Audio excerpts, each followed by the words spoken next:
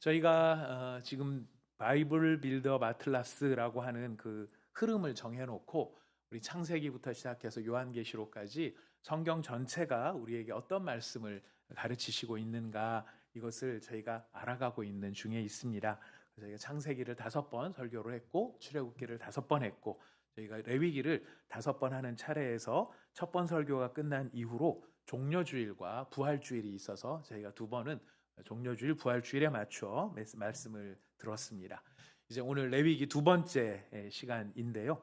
그리고 레위기 첫 번째 했던 거 혹시 기억나시나요? 예. 기억나시는 분이 비정상입니다. 네, 기억 안 나시는 분들이 정상이죠. 우리가 벌써 3주나 지났는데 어떻게 그걸 다 일일이 기억할 수 있겠습니까? 여러분, 하지만 그럼에도 불구하고 하나님께서 우리에게 기억력을 더하게 하여 주시어서 중요한 메시지의 핵심을 저희가 더 잘 간직할 수 있었으면 좋겠습니다. 우리가 오늘 읽은 레위기 10장 1절부터 3절 말씀은 사실 짧습니다. 그게 길지 않은 말씀입니다. 하지만 매우 무겁고 사실은 매우 엄중한 말씀입니다. 이 나답과 아비후라는 사람이 있습니다. 아시는 분은 되게 잘 아시겠지만 또 우리 교회 처음 나오시는 분들도 계시고 또 성경이 익숙하지 않은 분들도 계실 수 있습니다. 아마 모세는 많이 들어서 아시리라고 생각합니다. 구약시대에서 사실 가장 중요한 한 사람을 꼽으라면 바로 이 모세가 될 텐데요. 이 모세에게는 형이 있었습니다. 그 형이 아론이라는 사람이고요. 그 아론의 아들들이 나답과 아비후입니다. 모세 기준으로 보면은 조카인 셈이죠. 이 두 조카의 이름이 나답과 아비후입니다. 그런데 이 나답과 아비후, 모세의 조카가 되는 나답과 아비후가 하나님 앞에 나아갔다가 죽음을 맞이하게 됩니다. 그래서 저도 이게 신앙생활을 처음 중학교 때 시작을 하고 그 이후로 성경을 이제 읽을 기회가 있을 때마다 이 대목을 오면은 늘 좀 의아스러웠습니다. 아니 뭐 이렇게까지 하실 필요가 있었을까? 너무 무서운 말씀 아닌가? 다른 불을 들였다고 바로 불이 나와서 타 죽는 이런 상황이면 정말 무서운 말씀 아닌가? 그리고 이 본문이 이게 좀 나랑 뭔 상관이 있나? 하나님이 나한테 뭐를 얘기하시는가? 이런 생각이 들기도 했었습니다. 혹시 여러분들은 어떤 생각이셨는지 모르겠습니다. 나는 상관없어. 이거는 나답과 아비후 문제지. 이렇게 생각될 수도 있겠습니다. 하지만 여러분, 이거는 옛날 이야기, 옛날에 있었던 어떤 비극적인 좀 무슨 사건과 같은 해프닝과 같은 사건이 아니고요. 사실 이 본문은 굉장히 중요한 의미를 내포하고 있습니다. 왜냐하면 이 본문은 하나님을 전혀 모르는 사람들의 이야기가 아니고요. 하나님을 가까이 하는 사람들의 이야기이기 때문에 그렇습니다. 예배의 자리에 익숙한 사람들, 또 하나님을 안다고 생각하는 사람들, 또 신앙생활에 어느 정도 익숙해져 있는 사람들에게 주시는 말씀입니다. 레위기가 원래 그런 책입니다. 레위기는 어떻게 해야 구원을 받을까? 이것을 알려주는 책이 아닙니다. 아직도 하나님을 모르는 사람들에게 이렇게 해야 이 하나님이 구원을 받습니다. 이런 걸 설명하는 책이 아니지요. 우리가 잘 압니다. 이미 유월절을 통해서 하나님의 권능을 체험을 한 사람, 홍해가 갈라지는 것을 본 사람, 시내산 가운데 하나님의 영광의 임재가 나타나는 것을 본 하나님의 백성들에게 주어진 책이 바로 이 레위기입니다. 그래서 레위기는 이런 질문이 아닙니다. 어떻게 해야 구원을 받을 수 있습니까? 이런 질문이 있는 책이 아니고, 레위기의 질문은 구원받은 백성이 우리에게 임재하시는 거룩하신 하나님하고 어떻게 해야 잘 동행할 수 있습니까? 잘 살아갈 수 있습니까? 이런 질문에 대한 답이 되는 것입니다. 그래서 혹시 여기 아직 내가 교회를 다니지 아직 얼마 안 돼서 교회에 대해 잘 모르신다 하시는 분들께서는 좀 양해를 해주시기를 부탁을 드리겠습니다. 그리고 내가 교회를 오래 다녔지만 아직 레위기 읽기는 읽지만 뜻은 잘 모르겠다 하시는 분들께서는 이번 기회에 이 레위기가 왜 우리에게 중요한지 다시 한번 생각해 보시고 이런 하나님의 말씀에 귀를 기울여 보시기를 바라겠습니다. 우리는 믿는 성도들, 하나님을 가까이 하게 된 사람들은 하나님의 임재 앞에서 어떤 태도로 살아야 하는가? 여러분, 오늘날 한국교회에 가장 필요한 메시지가 뭘까? 많은 분들이 고민을 하죠. 그리고 필요한 메시지, 하나님의 한국교회에다 전하는 하나님의 말씀을 전하기 위해서 수많은 목사님들이나 또 교회들이 연구를 합니다. 지금 우리 시대에는 하나님의 위로가 많이 필요한 시대다라고 이야기하기도 합니다. 맞습니다. 위로가 필요한 시대인 것은 사실입니다. 자, 그러다 보니 하나님은 사랑이시다라는 말을 우리가 너무 좋아하고 또 자주 듣고 또 그렇게 선포를 합니다. 하나님은 사랑이시다. 복음의 중심이죠. 복음의 핵심입니다. 자, 그러나 우리가 동시에 기억해야 될 것은 그 사랑이신 하나님이 얼마나 거룩한 분이신가, 이것을 함께 배우는 것이 필요하다는 것입니다. 사랑만 말하고 거룩을 잃어버리면요, 하나님은 우리를 변화시키시는 주님이 아니라 그저 우리를 위로만 해주는 존재로 축소된다는 것입니다. 하나님 앞에 하나님 우리를 그냥 필요할 때 도우시고 내가 뭔가 필요할 때 위로만 해주시는 바로 그런 분. 근데 그것은 사랑의 하나님이 맞지만 바로 그 사랑의 하나님은 또한 거룩한 하나님이신 것을 레위기는 이야기하고 있는 것이죠. 여러분, 하나님은 우리를 위로만 하시는 분이 아니라 변화시키시는 주님이십니다. 예배는요, 힘을 얻는 시간이면서 동시에 우리의 변화가 이루어져야 되는 시간입니다.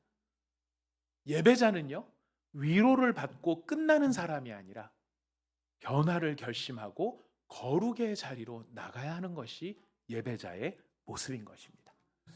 우리 레위기 10장 1절 말씀 같이 한번 읽어볼까요? 레위기 10장 1절 2절 말씀입니다. 읽어봅시다. 시작. 아론의 아들 나답과 아비후가 아니한 다른 불을 담아 여호와 앞에 분향하였더니 불이 여호와 앞에서 나와 그들을 삼키매 그들이 여호와 앞에서 죽은지라. 여러분, 나답과 아비후는 하나님과 상관없는 사람이 아니었습니다.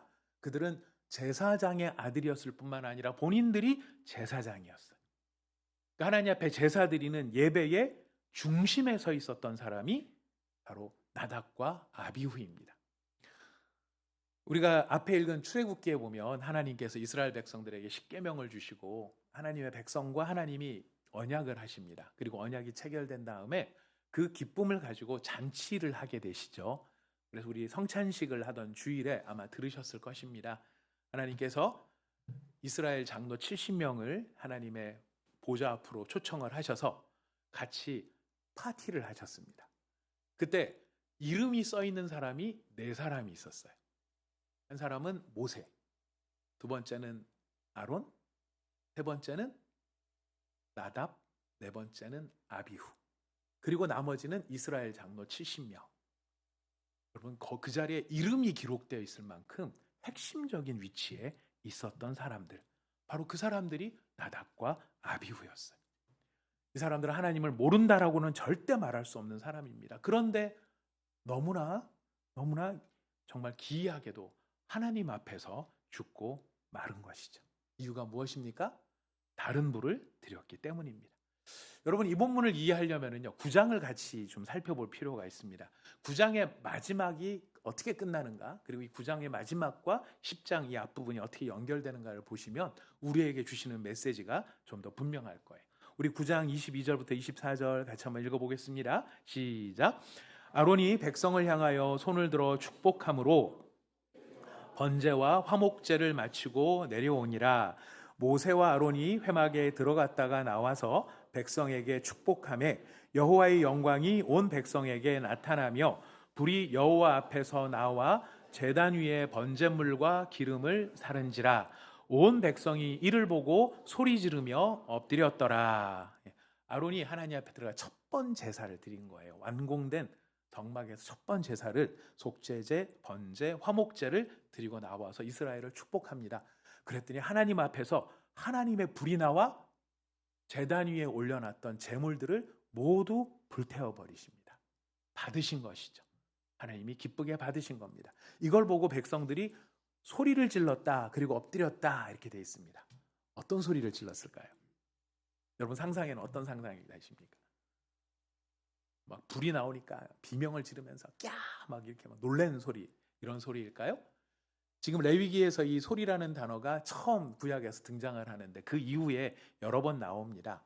이거는 어떤 소리냐면은 하나님의 거룩한 임재 앞에 기뻐하는 소리예요. 기뻐 소리치는 겁니다. 우리로 말하면 어떤 것일까요? 할렐루야 이런 거죠. 해보시나요? 여러분들 삶 속에서 좋은 일 있으시면 어떻게 표현하십니까? 아싸 대박이다 뭐 이렇게 표현하십니까? 하나님 앞에서 어떻게 기쁨을 표현하십니까? 예, 할렐루야 하죠. 네, 우리 성도들은 바로 이런 기쁨이 있습니다. 하나님께 올려드리는 거룩한 기쁨이 바로 이 자리에서 백성들이 할렐루야 소리를 지르는 겁니다. 하나님의 불이 임하셔서 우리의 모든 죄를 용서하시고 우리의 드린 재물을 받으셨다. 얼마나 기쁜 자리인지 몰라요. 네, 놀랍게도요. 이 사건 바로 다음이 10장 1절부터의 사건이에요. 같은 하나님이세요. 같은 불이 임합니다. 하나님이 같은 임재를 나타냅니다. 그런데 무엇이 달라졌습니까? 하나님이 달라진 것도 아니고 하나님으로부터 나오는 불이 달라진 것도 아닙니다. 차이는 하나님 앞에 서는 방식이 달라진 거예요. 하나님이 아론이 드렸던 제사에서는 불이 나와서 제물을 향했지만 이 아비후 예, 이 두 사람이 드린 제물에서는 그 불이 제물을 향한 게 아니라 사람을 향했어요. 앞에 불은 은혜의 불이에요. 속죄를 받아주시는 은혜의 불이었다면 뒤에 불은 심판의 불이었던 것이죠. 여러분, 이것이 무엇을 의미하는 것일까요? 하나님의 임재는 우리가 하나님 앞에 나와 예배할 수 있도록 하나님 우리 가운데 임재하십니다. 하지만 우리 가운데 임재하신 그 예배, 우리 가운데 임재하신 그 하나님 임재하신 그 예배를 결코 우리가 가볍게 생각해서는 안 된다. 이것을 알려주는 것이. 하나님이 가까이 오시는 것은 친밀함입니다. 모세에게 친밀하시고 아론에게 친밀하시고 이 두 사람에게도 하나님께서 아주 친밀하게 가까이 다가오셨습니다. 나답과 아비후에게도 가까이 다가오셨습니다. 하지만 가까이 다가오셨다고 해서 그 하나님을 가볍게 생각해서는 안 된다는 것이죠. 여러분, 우리 부엌에서 우리 주부들이 칼을 쓰는 솜씨를 보면 기가 막힙니다. 이렇게 팥 썰 때, 무 썰 때 막 이런 거 보면 다다다다다 할 때 보면은 저 얼마나 해서 저 정도 됐을까 이런 생각이 듭니다. 그래서 칼을 쓰는 게 정말 내 몸에 익숙해진 사람들이 그 칼이 익숙하다고 해서 그 칼을 가볍게 생각을 하면은요 큰 사고가 생깁니다. 불은 우리한테 소중한 거죠. 겨울에 따뜻함도 주기도 하고 음식을 데펴 먹기도 합니다. 우리가 불을 잘 통제할 수 있다고 생각을 해서 불이 익숙해졌다? 그럴 때 사고가 생깁니다. 불이 집을 태워버리는 일들이 생길 수 있는 것이죠. 하물며 하나님, 우리에게 친밀하게 다가오시는 하나님이시지만 친밀하다고 해서 그 하나님을 우리가 가볍게 경박스럽게 이렇게 대한다면 바로 이런 모습 속에 하나님은 나답과 아비후의 모습을 우리에게 보여주는 것이죠. 우리는 종종 친밀함과 경박함을 헷갈립니다. 친밀함은 사랑 안에서 더 깊어지는 것들이죠. 친밀함. 하지만 경박함은 무엇입니까? 거룩을 잃어버린 익숙함이에요. 익숙해져 있는데 거룩함을 잊어버린 게 경박함. 우리 자녀들이 부모님을 사랑하기 때문에 부모님을 가까이 하고 친밀하게 지낼 수 있습니다. 하지만 부모님을 향해서 경박하게 하는 것은 다른 문제이죠. 저도 이 경박함과 친밀함에 있어서 많은 좀 혼란이 있었습니다. 제가 성장하는 과정에서 저도 이 경박함, 친밀함, 친밀하다고 생각했어요. 친밀하다고 생각해서 이제 장난을 많이 치고 뭐 이런 스타일이었는데 이게 잘못하니까 경박함으로 나가더라고요. 이게 왜 이걸 제가 강조를 하느냐면요, 사랑하는 여러분, 우리 신앙의 본질이 관계입니다. 우리 기독교 신앙에 있어서 제일 중요한 것은 하나님과 나와의 관계. 교회 나와서 예배를 드리고 찬양하고 기도하고 하는 모든 것들은 하나님과의 관계 안에서 하나님을 향해 나가는 것들이죠. 근데 여러분, 이 관계가 건강한 관계를 잘 유지하기 위해서 필요한 게 무엇이냐면 예의예요. 우리 동방 예의지국 아닙니까? 동방 예외지국, 뭐 예배를 많이 두는 그런 나라가 아니고 동방 예의지국에 예의를 중요하게 생각해요. 예의의 핵심이 뭘까요? 우리가 서로 예의를 지키는 것, 그때 예의의 핵심이 무엇입니까? 배려와 존중이죠. 배려와 존중은 다른 게 아닙니다. 상대편을 생각하는 것입니다. 상대편을 생각해서 상대편이 싫어하는 것을 안 하는 것이 예의예요. 근데 저는 이제 제 실수를 얘기하는 겁니다.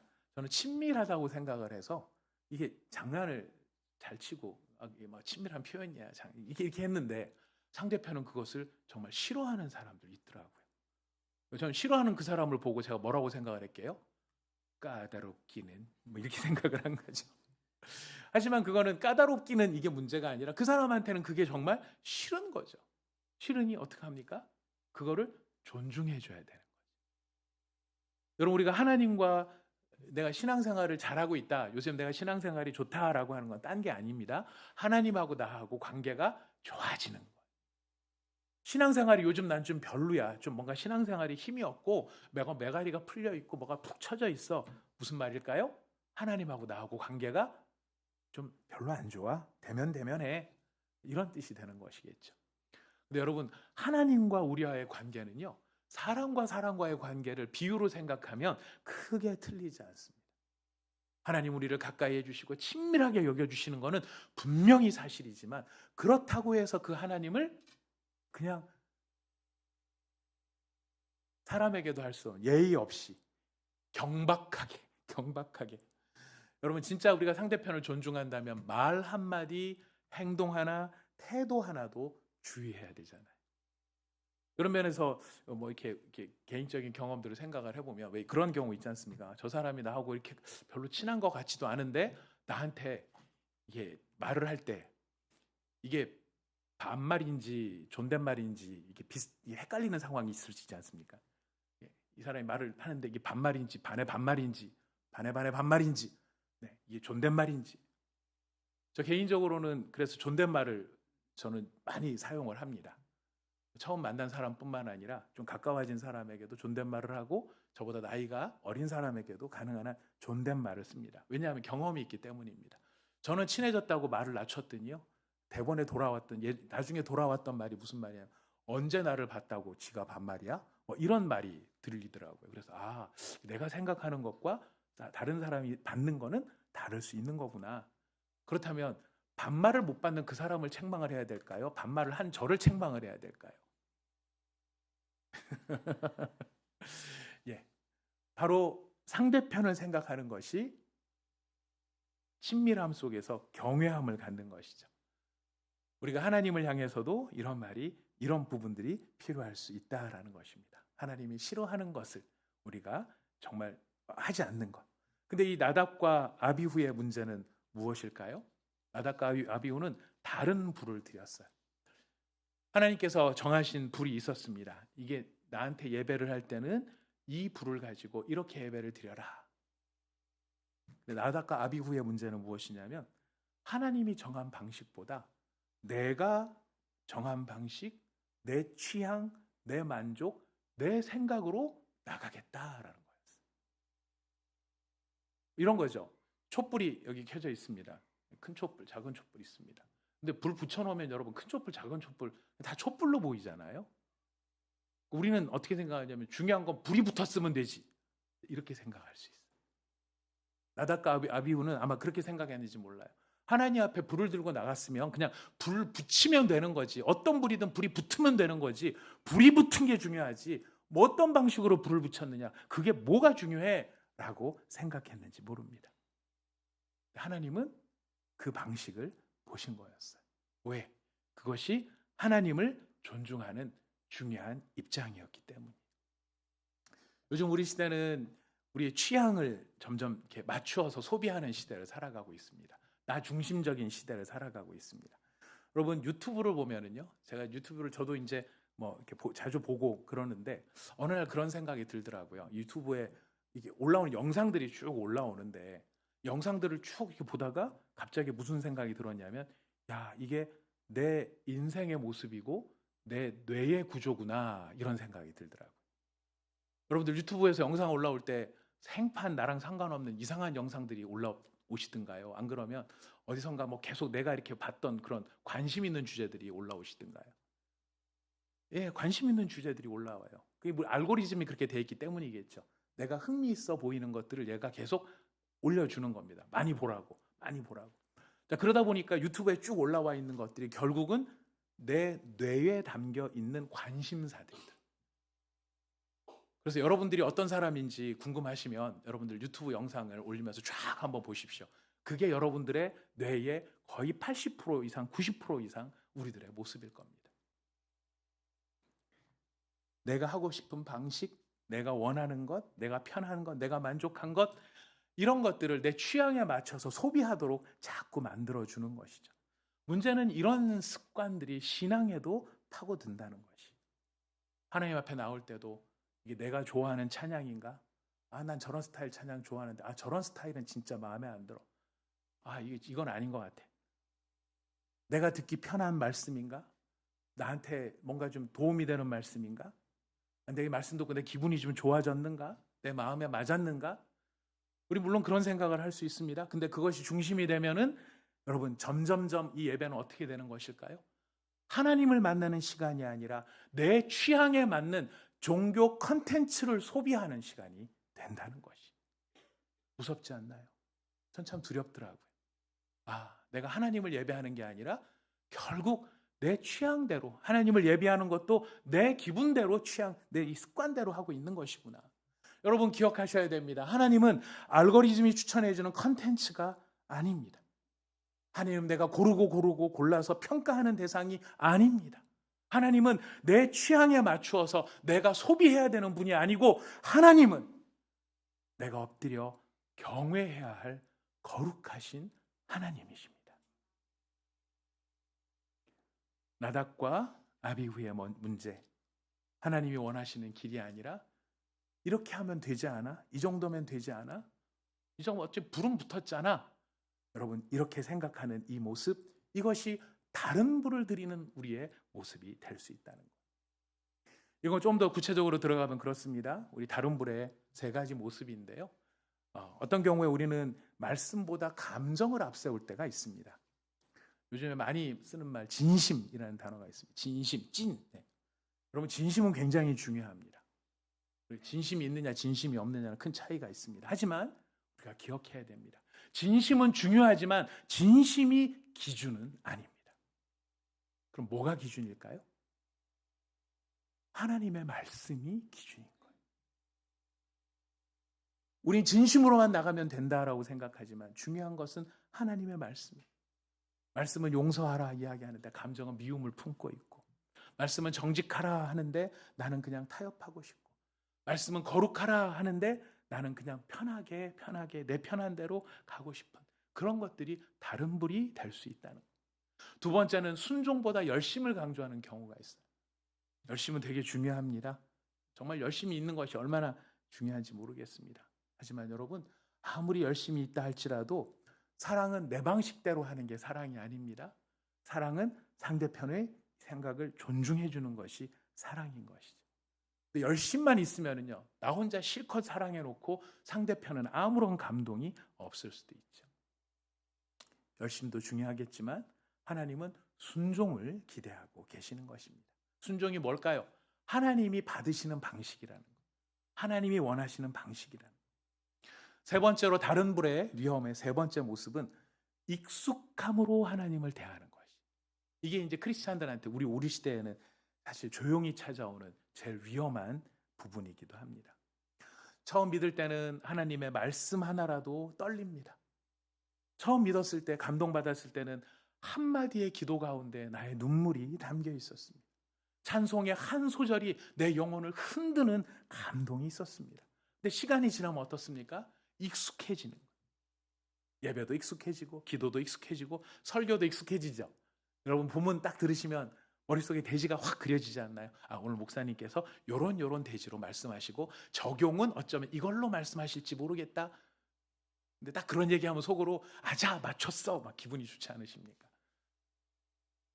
여러분들 뭘 해도 넷플릭스도 안 보고 드라마도 안 보고 아무것도 안 하고 오직 말씀만. 네. 근데 문제는 뭡니까? 이런 익숙함이 틀렸다는 건 아닙니다. 익숙한 것 필요하죠. 우리 자연스럽게 익숙해집니다. 문제는 그 익숙함이 하나님을 경외하는 경외를 잡아먹을 때 문제가 된다는 것이. 익숙해지더라도 하나님을 경외하는 것을 잃어버리지 않는다면 너무 아름다운 것이죠.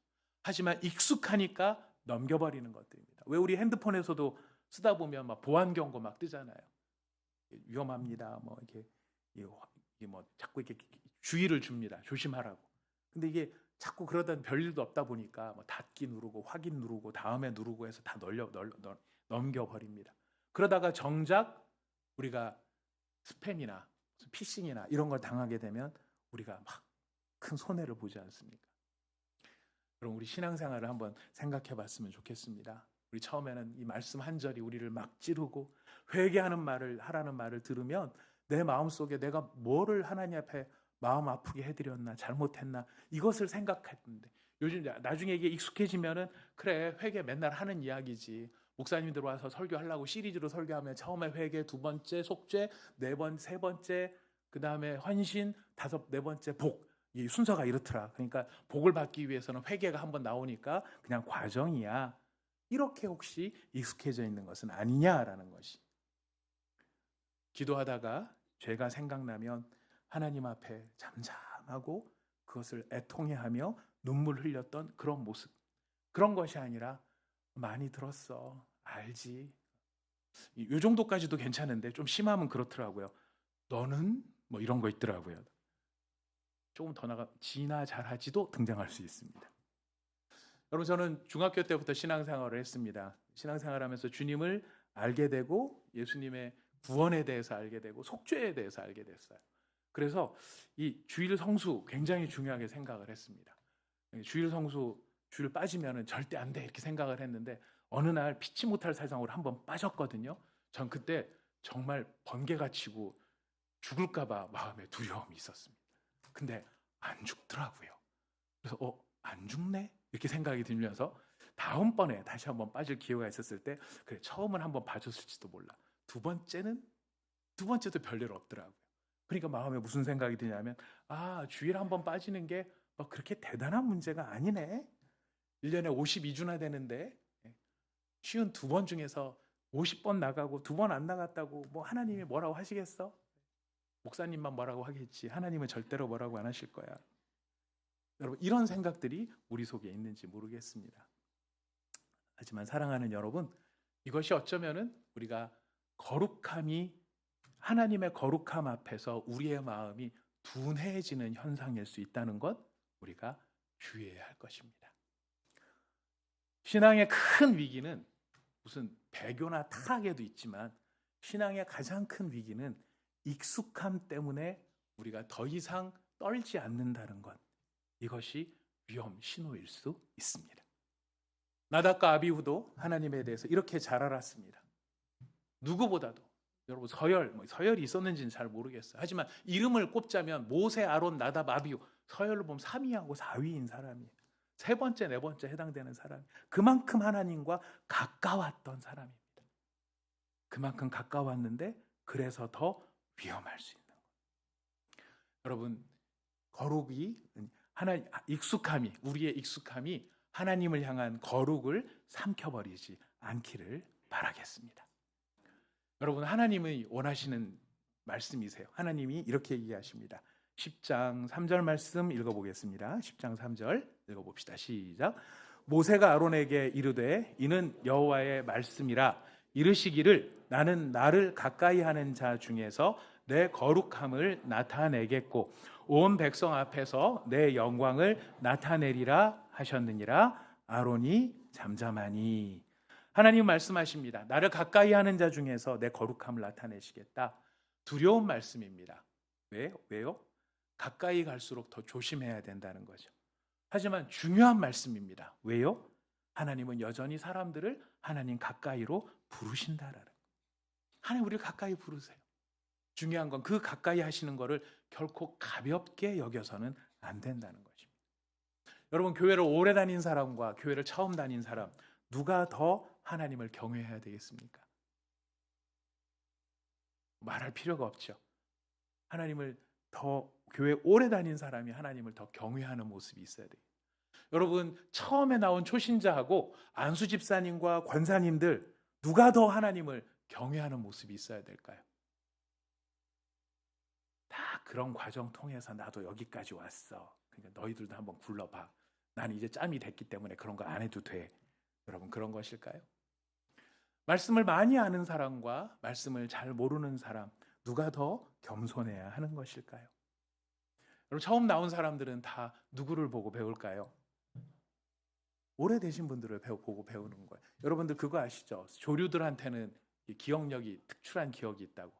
조류들은 알에서 딱 깨어나면 알에서 딱 깨어나면 처음 보는 걸 엄마라고 생각한대요. 그래서 과학자들이 알을 딱 깬 오리들을 이렇게 예전에 사이언스라는 잡지에 보니까 그렇더라고요. 알에서 이제 오리들이 한 7, 8마리가 나왔어요. 그랬더니 7, 8마리가 그 과학자를 엄마로 알고 어디를 가나 따라가는 거예요. 엄마인 줄 아는 그 과학자가 하는 그대로 흉내내는 거예요. 여러분, 우리 온사랑의 교회 새로운 처음 교회 다니는 사람, 처음 오시는 분이 우리 교회에 왔다. 그럼 여러분, 누구를 따라하겠습니까? 뭐 누구를 보고 따라하겠습니까? 오래 교회 다니시는 분들을 보고 따라하는 거죠.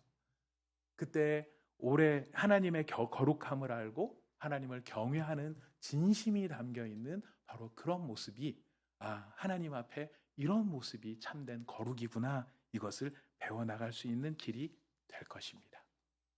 사랑하는 여러분, 우리가 하나님의 영광을 원할 때가 있습니다. 하나님의 은혜를 보여주옵소서. 하나님의 영광을 알게 하옵소서. 그 영광의 임재를 체험하게 하옵소서. 이런 사모함의 마음이 있다면 우리는 무엇을 배워야 할까요? 하나님의 거룩을 배워야 하는 것입니다. 제가 이 말씀을 준비하면서 사실 참 저도 쉽지 않았습니다. 왜 쉽지 않았냐면, 여러분, 설교하는 일이 쉬울까요? 어려울까요? 여러분 생각에는 어떻게 보이십니까? 어떤 면에서 어려워 보이십니까? 맨날 똑같은 얘기 할 수 없을 테니까 무슨 새로운 이야기를 하나, 뭐 이런 점에서 어려움이. 저는 그거는 어렵지 않다고 생각합니다. 왜냐하면 성경이요, 66권에 1189장이나 되기 때문에 매일 한 장씩 나와가지고 그거 설명 쭉 하면은 1189번 설교를 할 수 있겠더라고요. 그런 새로운 내용을 말하는 거는 그래도 상대적으로 좀 덜 어렵다고 생각합니다. 설교가 어려운 건 뭐냐면, 이 설교가 제가 대언하는 말씀이긴 하지만 대언한다고 해서 저는 예외가 아니기 때문에 어려워요. 이 말씀은 저한테도 주시는 말씀이거든요. 왜냐하면 저 안에도 다른 불이 담겨 있고요. 저 안에도 익숙함이 담겨 있고, 저 안에도 하나님의 거룩함보다는 하나님의 사랑과 위로에 대한 그런 그거에만 초점을 맞추고 싶은 부분이 저한테 많더라는 거예요. 그러니 저도 이 말씀을 준비하면서 무슨 생각이 들었냐면, 이거 진짜 어렵다. 어떻게 해야 되냐? 그냥 맨날 듣고 또 뭐 설교 들었으니까 이번 한 주 지나가. 다음에 뭐 다른 또 설교 듣지. 하나님이 왜 나한테 이거를 요구하실까? 참 답이 없구나 였습니다. 나한테 답이 없구나. 근데 답이 없는 나에게 하나님이 주신 답이 있는데, 그것이 무엇이냐면 복음이었어요. 어떻게 하나님 앞에 나갈까? 여러분, 오늘 본문 말씀은 우리에게 막 이렇게 프레스를 가하고 스트레스를 주면서, 또 정신 안 차릴래? 똑바로 해라. 똑바로 안 할래? 주일날 빼먹을래? 이런 것들을 우리에게 알려주시기 위해서 스트레스를 주시려고 주신 본문이 아닙니다. 여러분, 이 본문은요, 하나님이 우리를 받으시는 길이 무엇인가를 알려주시기 위한 본문. 어떻게 하나님이 받으실까? 어떻게 하나님이 받으시는 길 앞으로 우리가 나아갈까? 레위기 전체는 말합니다. 죄인은 자기 힘으로 하나님 앞에 설 수 없다는 것을 가르쳐 주는 겁니다. 우리는 중보가 필요합니다. 제물이 필요합니다. 제물이 흘리는 피가 필요합니다. 하나님이 우리를 인도해 주시는 거룩한 하나님이 정하신 방식이 필요합니다. 이것을 레위기가 우리에게 가르쳐 주는 겁니다. 복음이 무엇일까요? 그리스도 예수께서 피를 흘리심으로 하나님 앞에 나갈 수 있는 길을 여셨다라는. 그래서 우리는 모든 순간 예수 그리스도를 바라고 소망하며 붙잡으며 그 안에서 하나님께 나아가는 것입니다. 우리의 진심이 없어서도 아니고요, 열심이 부족해서도 아니고요, 종교성 가지고 되는 게 아니고요, 눈물 흘린다고 되는 게 아니라 하나님이 받으시는 제물이 필요한 거예요. 그 재물이 바로 예수 그리스도인 것이죠. 예수님은 자기가 원하는 방식으로 하나님 앞에 나가지 않으셨습니다. 예수님도 분명히 내 뜻이 있으셨습니다. 자기 방식이 있으셨습니다. 하지만 내 뜻대로 마옵시고 아버지의 원대로 되기를 원합니다 라고 함으로 아버지가 정하신 방식을 따라 온전히 순종하시는 길을 나가게 하신 거예요.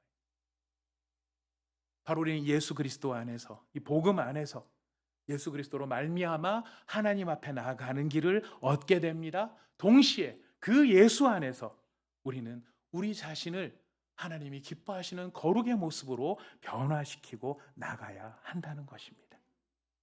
왜냐하면 우리는 예수님을 통해서 하나님 앞에 나갔기 때문에 더 이상 나의 다른 부를 고집할 수는 없기 때문이에요. 몸이 아파서, 배가 아파서 응급실에 실려갔습니다. 저도 한번 실려간 적이 있었습니다. 예전에 요로결석이 찾아와가지고요, 밤에 자다 죽는 줄 알았습니다. 애 낳는 고통, 말기암 환자의 고통, 그 다음에 요로결석 하나 더 있더라고요. 대상포진. 이게 인간이 느끼는 가장 큰 고통이라 그래서 제가 그때 병원에 갔다가 요로결석 치료받고 바로 대상포진 예방주사를 맞았습니다. 이런 고통을 더 이상 할 수는 없다. 제가 애를 안 낳으니까 뭐 이게 임신 고통은 모르겠죠. 그 당시 암 환자는 아니니까 뭐 말기암. 통증은 정말 힘들어요. 의사가 말을 합니다. 의사 선생님이 말씀하십니다.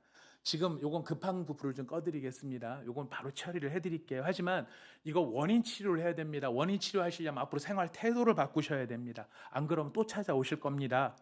이 사람이 예, 알겠습니다. 하여튼 안 아프니까 다행입니다 하고 집에 돌아갑니다. 가서 하나도 바꾸지 않습니다.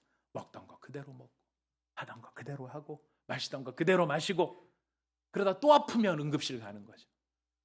응급처치는 받습니다. 하지만 삶을 바꾸지는 않습니다.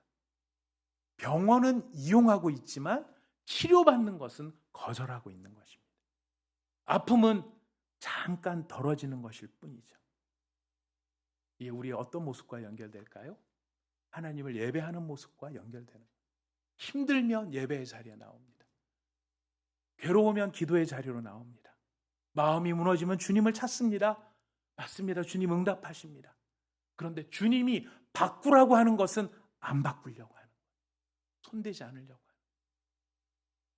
용서하라 그러는데 마음은 그대로 미움으로 담아놓고, 멈추라 하는데 탐욕은 그대로 두고, 고치라 하는데 말투와 습관은 그대로고, 내려놓으라 하는데 자존심만 바짝 붙잡고 있습니다.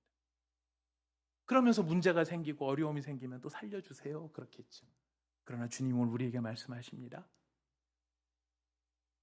예배는 하나님 앞에 위로받는 자리이지만 위로로 끝나는 게 아니라 예배는 변화를 경험하는 자리이다. 예배자는 위로만 받고 돌아가는 사람이 아니라 그 예배를 통하여 하나님 앞에 변화를 결심하고 돌아가는 사람들이. 하나님은 응급처치만 하는 분이 아니심을 여러분 기억하시기를 바랍니다. 하나님은 살리시고 고치시고 바꾸시고 새롭게 하십니다. 하나님 우리의 좋은 부모이시기 때문에 여러분, 우리 부모님들 어떻게 하시나요? 애가 쓰러져 있으면 얼른 가서 안아주죠. 위로해 줍니다. 그리고 위로해 주고 다시 눕혀놓죠. 계속 누워있어라 눕혀있죠. 아닙니다. 사랑하는 부모는 걔를 안아주고, 얼마나 아팠니? 위로해주고 눈물 닦아주고, 상처난 데 있으면 치료해줍니다. 그리고 그를 일으켜 세웁니다. 다시 걷게 하는 것입니다. 변화시키는 것입니다. 여러분, 우리는 하나님 앞에 반응이 필요한 존재입니다. 우리는 하나님이 절대적으로 다 구원하시고 큰 은혜 주시기 때문에 모든 걸 하나님께 주권대로 다 하시는 거고, 나는 그냥 할 게 없어. 전적으로 다 하나님의 은혜야. 맞는 말입니다. 구원에 관한 전적으로 하나님의 은혜입니다. 하지만 하나님은 그렇게 우리를 구원하신 후에 우리의 반응을 기대하십니다. 변화를 기대하십니다. 성장을 기대하십니다. 여러분, 제가 이번 특세 기간 동안에 그런 저희 나름대로의 깨달음이 있었습니다. 이 아이들 키우는 어머니를 보니까요, 어머니들이 주도권을 갖고 계세요. 하루에 24시간 중에 24시간을 아이들과 붙어 있어요. 그래서 아이들을 먹이고 입히고 재우고 다 합니다. 씻기는 거 다 합니다. 애는 뭐 하죠? 먹고 싸고 자고. 근데 그렇게만 하는 게 아니더라고요. 제가 너무 참 감동적이었던 건 뭐냐면 그렇게 수고하는 엄마를 어느 순간인가 손으로 꽉 잡더라고요. 손가락을 꽉 잡더라고요. 저는 제가 애들을 많이 키워보진 않았습니다. 저희 별명이 5분 아빠입니다. 저희 집사람이 붙여준. 교회 갔다 돌아와서 어이구 우리 아들, 그리고 5분 있다가 들어가서 방으로 들어가 사라져 버린대.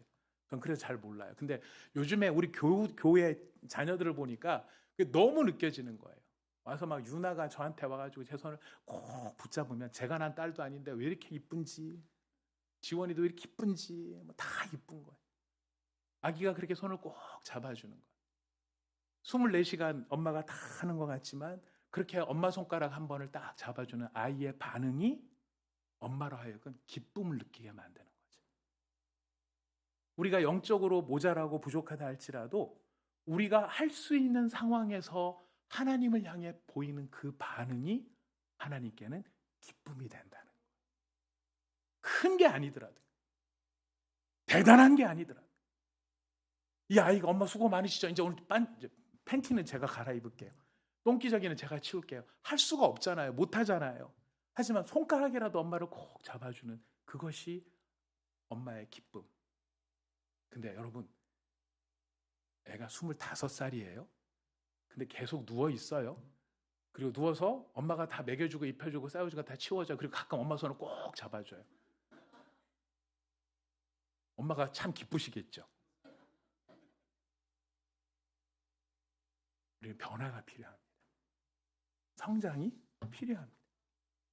하나님이 우리를 위로해 주시고 우리를 일으켜 세우신다면 하나님은 우리를 담요에 눕혀놓기를 원하시는 게 아니라 우리가 일어나 하나님과 함께 같이 동행하기를 원하십니다. 그렇다면 우리 예배자들, 하나님을 향한 바른 예배는 이런 것일 겁니다. 나 오늘 은혜 받았어 이렇게만 끝나는 게 아니라 내가 오늘 하나님 앞에서 어떻게 달라져야 될지를 배웠어. 예배자는요, 나 오늘 힘을 얻었어 이걸로 끝나지 않습니다. 이제 이 힘으로 하나님이 원하시는 삶을 걸어가 볼 거야.